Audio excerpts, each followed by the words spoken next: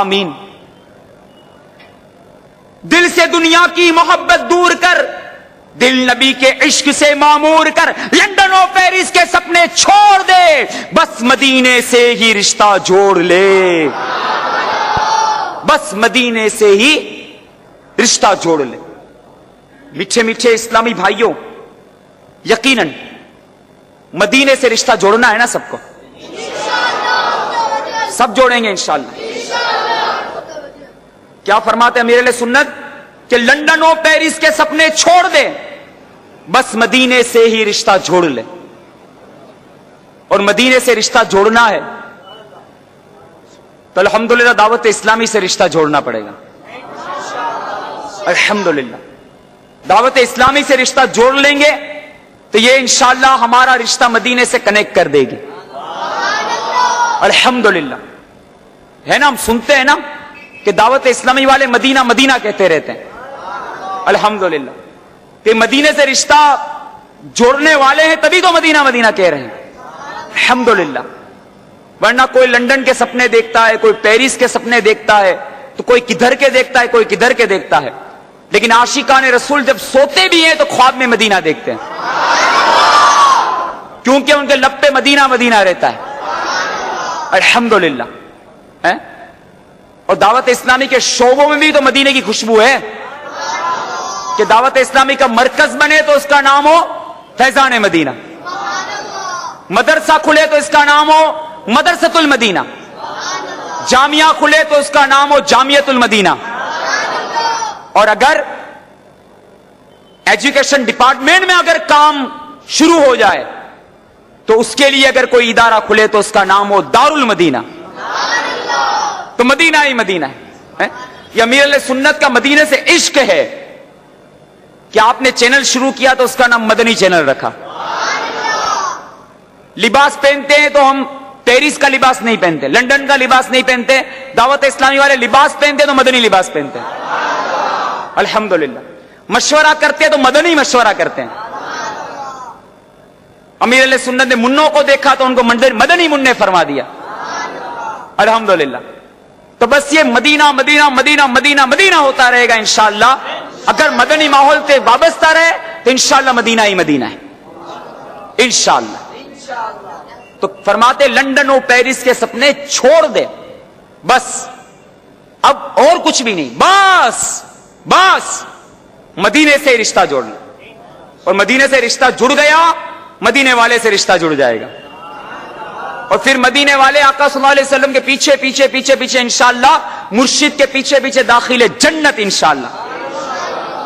خلد میں ہوگا ہمارا داخلہ اس شان سے, خلد میں ہوگا ہمارا داخلہ اس شان سے, یا رسول اللہ کا نعرہ لگاتے جائیں گے.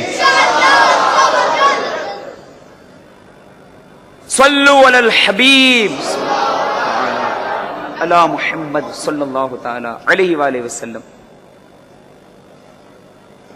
منقول ہے کہ روح, جو روح ہوتی ہے, روح جب جسم سے جدا ہوتی ہے اور اس پر 7 دن 7 days 7 دن گزرتے ہیں تو روح اللہ کی بارگاہ میں عرض کرتی ہے, اے رب عز و جل مجھے اجازت عطا فرما کہ میں اپنے جسم کا حال دریافت کروں. تو اسے اجازت مل جاتی ہے. پھر وہ اپنی قبر کی طرف آتی ہے, اسے دور سے دیکھتی ہے اور اپنے جسم کو ملاحظہ کرتی ہے کہ وہ متغیر یعنی بدلا ہوا ہے, اور اس کے نتنوں, منہ, آنکھوں اور کانوں میں پانی رواں ہے. وہ اپنے جسم سے کہتی ہے بے مثال حسن و جمال کے بعد اب تو اس حالت میں ہے, یہ کہہ کر چلی جاتی ہے. پھر 7 دن کے بعد اجازت لے کر دوبارہ قبر پر آتی ہے اور دور سے دیکھتی ہے کہ مردے کے منہ کا پانی خون ملی پیپ, آنکھوں کا پانی خالص پیپ, اور ناک کا پانی خون بن چکا ہے. تو اس سے کہتی ہے اب تو اس حال پر پہنچ چکا، یہ کہہ کر وہ پرواز کر جاتی ہے۔ پھر 7 روز کے بعد اجازت لے کر اسی طرح دور سے دیکھتی ہے تو حالت یہ ہوتی ہے کہ آنکھوں کی پتلیاں چہروں پر ڈھلک چکی ہیں، پیپ جو پہلے پیپ دیکھا تھا وہ پیپ کیڑوں میں تبدیل ہو چکا ہے، کیڑے اس کے منہ میں داخل ہو رہے ہیں اور ناک سے نکل رہے ہیں۔ تب وہ جسم سے کہتی ہے تو ناز و نعم میں پلنے کے بعد اب اس حال میں پہنچ گیا ہے، اللہ کی قسم تقوی و نیک اعمال کے علاوہ کسی چیز نے قبر میں کسی کو فائدہ نہ پہنچایا۔ صلو علی الحبیب صلی اللہ علیہ محمد صلی اللہ تعالی علیہ وسلم، توبوا الی اللہ، صلو علی الحبیب صلی اللہ تعالی علیہ وسلم۔ حضرت سیدنا ضحاک رضی اللہ تعالی عنہ فرماتے ہیں کہ ایک شخص سے پوچھا گیا، ایک شخص نے پوچھا یا رسول اللہ عز و جل و صلی اللہ علیہ وسلم، لوگوں میں سب سے زیادہ زاہد کون ہے؟ آپ صلی اللہ علیہ وسلم نے ارشاد فرمایا جو شخص قبر اور گل سڑ جانے کو نہ بھولے، دنیا کی زینت کو چھوڑ دے، فنا ہونے والی زندگی پر باقی رہنے والی کو ترجیح دے، اور کل آنے والے دن کو اپنی زندگی میں گنتی نہ کرے، نیز اپنے آپ کو قبر والے میں شمار کرے۔ یہ ان کا فرمان ہے جن کا ہم نے کلمہ پڑھا ہے، یہ میرے آقا کا فرمان ہے صلی اللہ تعالی علیہ وآلہ وسلم۔ ہائے حضرت سیدنا عبداللہ بن مسعود رضی اللہ تعالی عنہ فرماتے ہیں بے شک تم گردش ایام میں ہو اور موت اچانک آ جائے گی، جس نے بھلائی کا بیج بویا ان قریب وہ امید کی فصل کاٹے گا، اور جس نے برائی کاشت کی جلد ہی ندامت کی کھیتی پائے گا۔ ہر کاشتکار کے لیے اسی کی کھیتی ہے۔ میٹھے میٹھے اسلامی بھائیوں، اب میرے شیخ طریقت امیر اہل سنت امیر دعوت اسلامی فرماتے ہیں میٹھے میٹھے اسلامی بھائیوں، واقعی عقل مند وہی ہے جو موت سے قبل موت کی تیاری کرنے لگے۔ یقیناً عقل مند وہی ہے جو موت سے پہلے موت کی تیاری کر لے، دنیا کمائے، دنیا کی اسناد حاصل کرے۔ آپ نے اس کو عقل مند نہیں فرمایا، آپ کیا فرماتے؟ واقعی عقل مند وہی ہے جو موت سے قبل موت کی تیاری کرتے ہوئے نیکیوں کا ذخیرہ اکٹھا کر لے اور سنتوں کا مدنی چراغ، سبحان اللہ، کیسا چراغ؟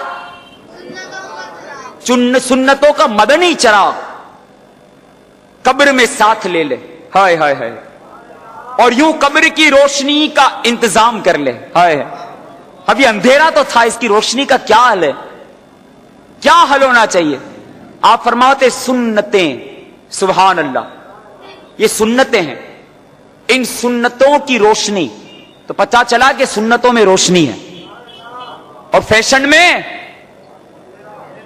میں کیا ہے؟ اندھیرا ہے، فیشن میں اندھیرا ہے۔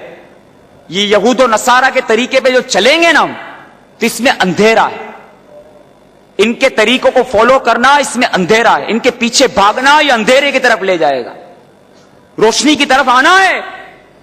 دنیا میں تو روشنی کا انتظام کرتے ہی ہے نا، اندھیرا برداشت نہیں ہوتا، تو قبر میں بھی روشنی کی ضرورت ہے۔ ہم نے سنا ابھی، تو قبر کی روشنی کیسے ہو؟